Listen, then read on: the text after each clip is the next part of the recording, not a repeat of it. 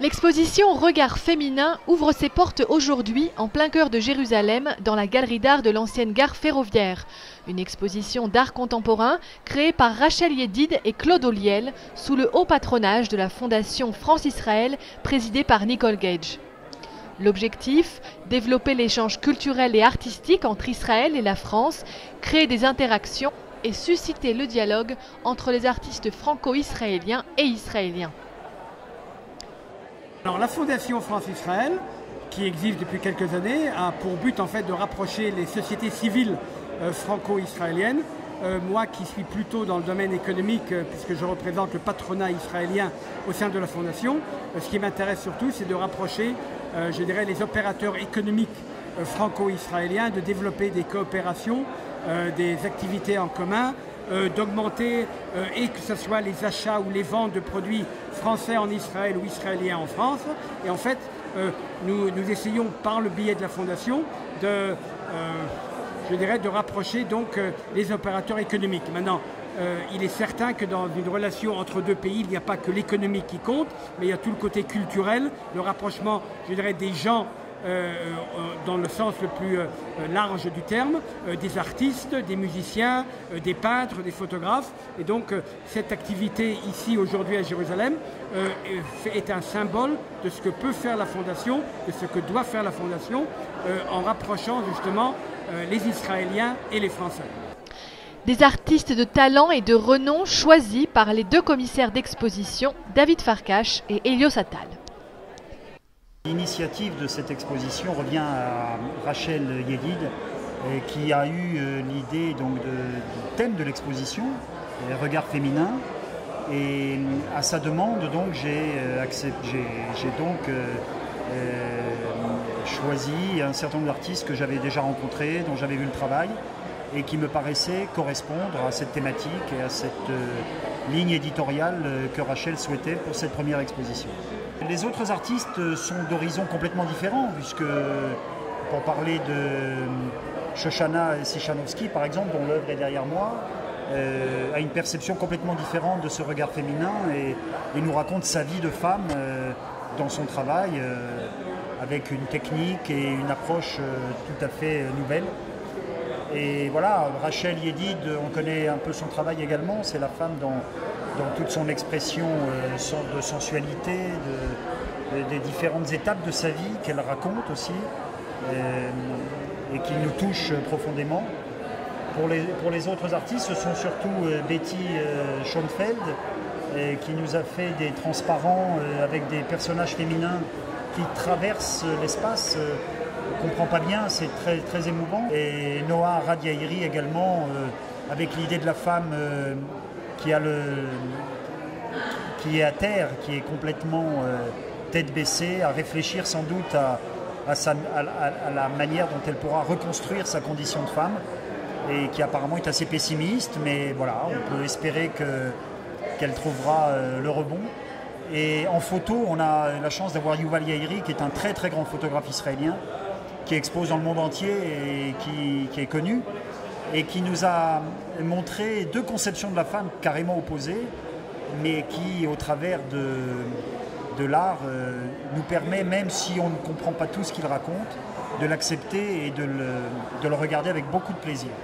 Voilà, ce que je peux dire également, c'est que cette exposition, c'est aussi une histoire d'amour entre un curateur et ses artistes, et vraiment j'ai eu énormément de plaisir à l'organiser, à la préparer, et j'espère qu'elle aura la possibilité, si nos partenaires nous suivent et nous accompagnent, de sortir d'Israël pour montrer également que l'art contemporain israélien a toute sa place sur toutes les places artistiques dans le monde. Et voilà, nous sommes très très accrochés à cette idée de pouvoir l'exporter, j'espère très prochainement. C'est Rachel Yedid, artiste peintre, qui a créé l'exposition. Elle souhaitait partager sa scène artistique avec d'autres artistes. Pour moi, c'est très important d'exposer avec d'autres artistes afin de partager ma scène artistique, mais en même temps de pouvoir partager ensemble des idées artistiques et dans un même espace, d'observer ce travail ensemble, la fusion qu'ils créent ensemble. Tous les artistes ont été réunis ce soir pour l'ouverture de l'exposition, mais aussi les membres de la Fondation France-Israël qui ont permis à ce projet de se réaliser, comme Claude Olliel, secrétaire général de la Fondation. C'est que cette exposition est placée sous le haut patronage de la Fondation France-Israël, avec des artistes franco-israéliens. Et on dit souvent que les artistes n'ont pas de patrie, mais ils ont un pays. Et il faut que cette exposition voyage. Et j'espère que ce principe du regard féminin initié par Rachel pourra avoir lieu avec la Fondation France-Israël, l'Institut français et toutes les bonnes volontés qui vont se joindre à nous, l'année prochaine en France, peut-être à Berlin, peut-être à New York. Et il faut faire voyager les artistes israéliens pour que le monde entier, au-delà de toutes les réussites que chacun connaît, voit également la capacité culturelle, intellectuelle et créative des artistes israéliens. La chanteuse israélienne Shimrit Greisheimer est venue honorer l'ouverture de l'exposition avec sa nouvelle chanson en avant-première, La Maison Vide.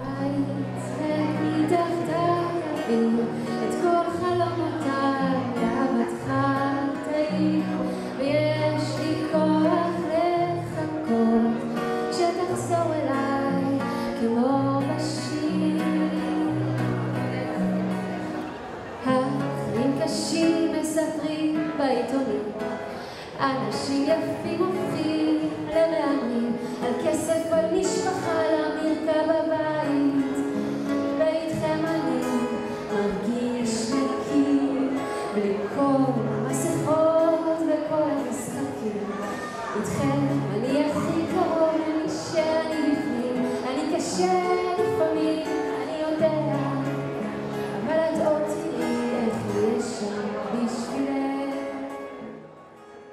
André Jaoui également, producteur de cinéma reconverti à la peinture, a exposé deux œuvres, La Fleur de l'Espoir et La Nuit Bleue. Pendant 25-30 ans, je me suis occupé des autres, parce que j'étais producteur de cinéma, donc ce n'était pas ma créativité que je mettais en valeur.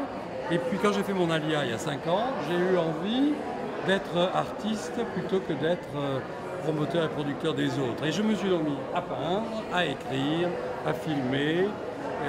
L'ALIA a été une libération créatrice. À mon avis, c'est un phénomène qui peut s'expliquer. Donc cette libération créatrice a abouti à, entre autres, ces tableaux. J'ai exposé à Paris, je vais exposer ici aussi, j'espère ailleurs, à Bruxelles, et voilà. Donc je suis un late bloomer. Mais il n'y a pas d'âge.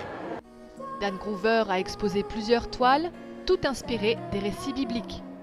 La littérature biblique est très très riche en histoire sur les Imaot.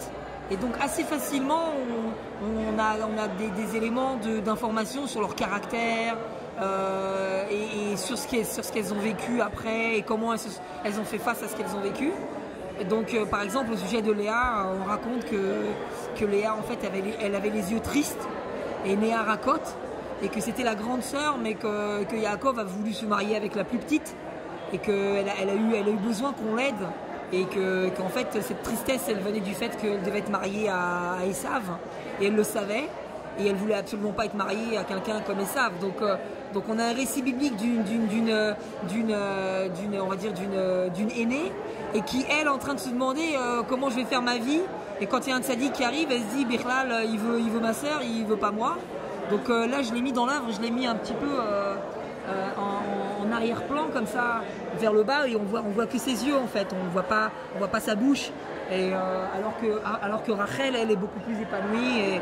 Et tout au long de sa vie, on sait que Yaakov va aimer Rachel et il va pas aimer Léa. Mais malgré tout, il va rester marié avec Léa. Et c'est quand même Léa qui va donner 6 des 12 tribus d'Israël.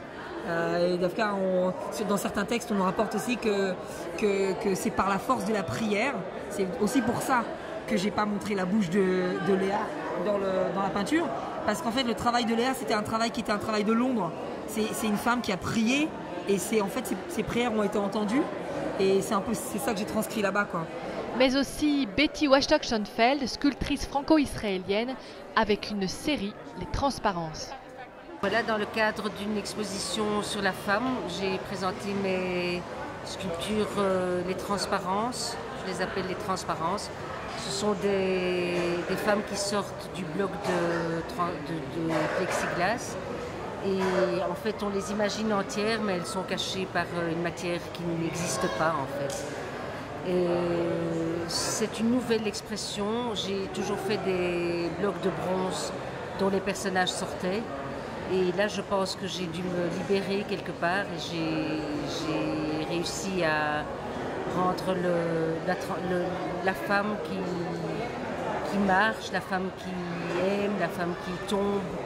Et voilà, ça c'est ce sont mes dernières créations en fait. Rachel Yedid expose quant à elle ces créatures de l'amour, flottantes, semblant s'évaporer ou s'envoler. Elles appartiennent au monde de l'imaginaire et du rêve. Ce dégagement de vapeur blanche, de fumée blanche, quelquefois les gens peuvent dire des fumées blanches. Si vous voulez, c'est un petit peu, ça rompt la limite qu'il y a entre l'irréel, l'obscurité, votre imaginaire, et le réel qui est plus fort ici, c'est son émotion. Donc ici, ça reste indéfini en fait. La limite entre l'espace qui est autour et elle est indéfinie. Et il appartient à l'imagination de chacun. Cette exposition devrait permettre de mettre en valeur Israël comme pays de l'art et de la culture. Cette exposition Regard féminin est simplement une histoire d'amour entre des artistes qui se sont rencontrés, que nous avons mis en confrontation et qui se sont compris. Et ce que je souhaiterais aussi, c'est que cette exposition ait l'occasion de montrer à l'étranger une photo, une image d'Israël qui repose sur autre chose que ce sur quoi les journalistes veulent bien nous faire nous montrer régulièrement à longueur d'année. Voilà. Vive l'art et vive les artistes. Merci. La Fondation France-Israël a largement soutenu le projet artistique. Créée en 2005, la Fondation œuvre pour rapprocher les deux pays dans les domaines de l'économie, de la science, de la mémoire ou encore de la culture. La Fondation France-Israël a été créée par une décision commune entre le président Chirac et le Premier ministre Ariel Sharon en Israël pour justement créer une organisation, une fondation France-Israël qui expliquera, qui donnera l'image de marque d'Israël en France et l'image de marque de la France en Israël. Ceci a été fait pour que justement les deux pays se connaissent un peu mieux et que l'on puisse faire des activités qui montrent et qui mettent en valeur les valeurs des deux pays. Ça a été donc les objectifs. Donc il y a un conseil d'administration qui dirige la fondation et chaque année nous faisons des projets qui mettent en avant justement cette relation franco-israélienne. Et ce soir, vous êtes une des activités que nous faisons, c'est une exposition de peintres franco-israéliens installés en Israël, qui commencent à être connus. Et nous espérons que cette exposition partira en France justement pour montrer la valeur de ces peintres franco-israéliens. L'exposition, également soutenue par l'Institut culturel français Romain Gary, est ouverte jusqu'au 10 septembre prochain.